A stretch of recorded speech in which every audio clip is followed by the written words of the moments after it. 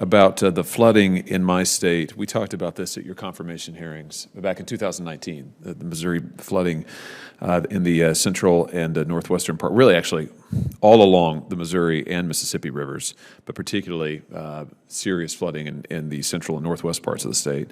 And we talked at that time, as you probably remember, about the problems with responsiveness and delays that many Missourians encountered, particularly as it relates to the individual assistance program.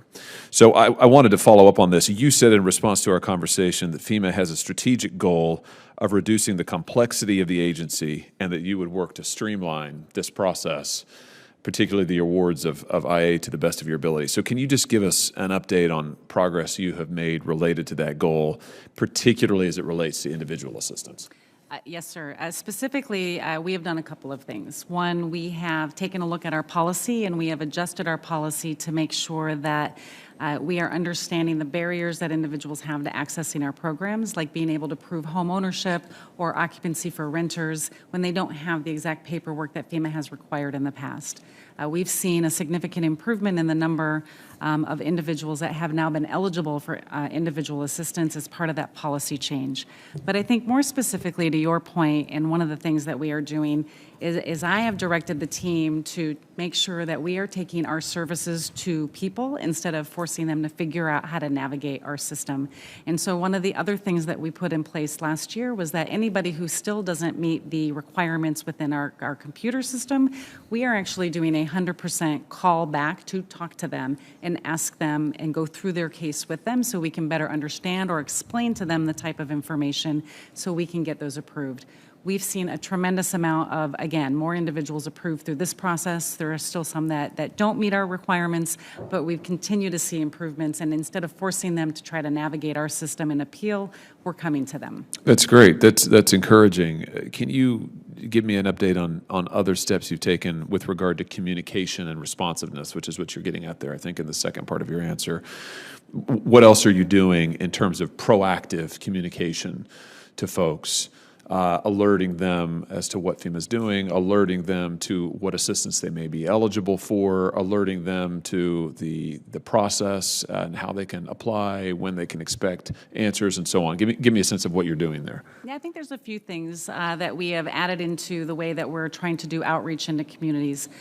First, we've always had our disaster survivor assistance teams, and what we are doing now, though, is we are using data to look at where the damage has been and where we have low levels of registrations, and these are teams that can go out into the community and register them right from their iPad. And so we're targeting where they're going.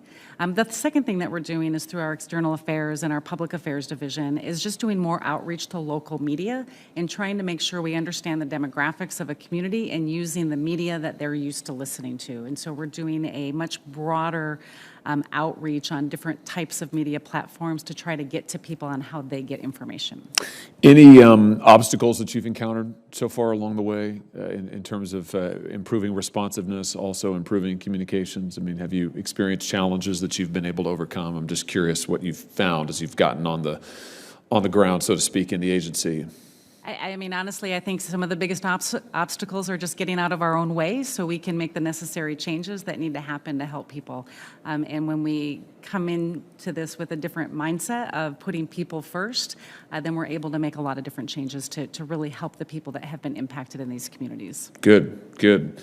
Let me ask you about something that FEMA announced earlier this year, February, to be exact, February 22nd, the new Equity Action Plan. That plan says that FEMA's goals include generating a FEMA-wide definition of equity and a framework for implementing equity in all agency programs. And I've got the definition of equity in front of me. It's pretty long. It's 89 words, references skin color, references sexual orientation. And I also noticed in your written testimony, you list as your first priority instilling equity as a foundation of emergency management. What does that mean exactly?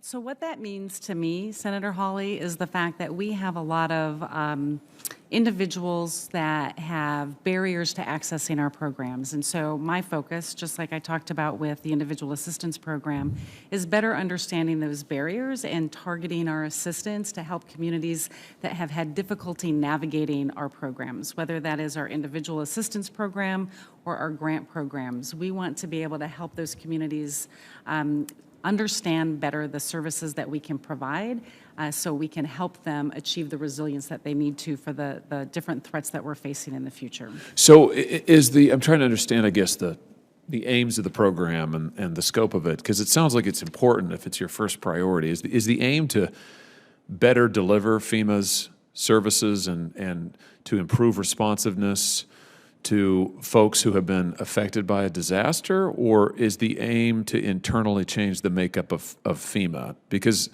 you also write that FEMA's Office of Equal Rights is now collecting data on various internal categories to actively build, I'm quoting now, actively build a robust civil rights program by recruiting and hiring experienced civil rights subject matter experts in the OER, the Office of Equal Rights. So I'm trying to figure out what the priority is here. It's actually both, right? So equity is my #1 priority in the strategic plan, and each of the objectives within my priorities, one focuses externally on how we deliver our services to communities, one focuses internally on how our workforce is going to support that, and another one talks about how we partner with other stakeholders in order to deliver our programs. And so in this case, for me, on the delivering services to our programs, my goal is to not have a one-size-fits-all approach, right? To better understand that every individual experiences a disaster differently, every community experiences a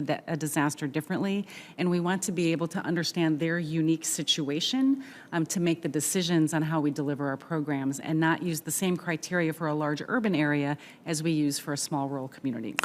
Does your Office of Equal Rights, is this different from a diversity, inclusion, equity office? Is there something different about it? I don't have a separate diversity, equity, and inclusion office. My Office of Equal Rights That's what it does. deals with the civil rights complaints or civil rights issues as required by law.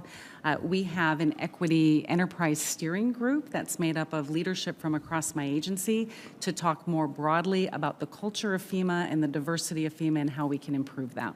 And finally, do you consider an individual's race or gender when making hiring decisions, Administrator? We do not. We base it on qualifications. Yeah, good. Well, thank you for what you're doing in terms of improving responsiveness. And I would just hope that in terms of your priorities, I hope that emergency management and disaster responsiveness would always be your #1 top priority, serving and responding to people in need. Thank you, Mr. Chairman.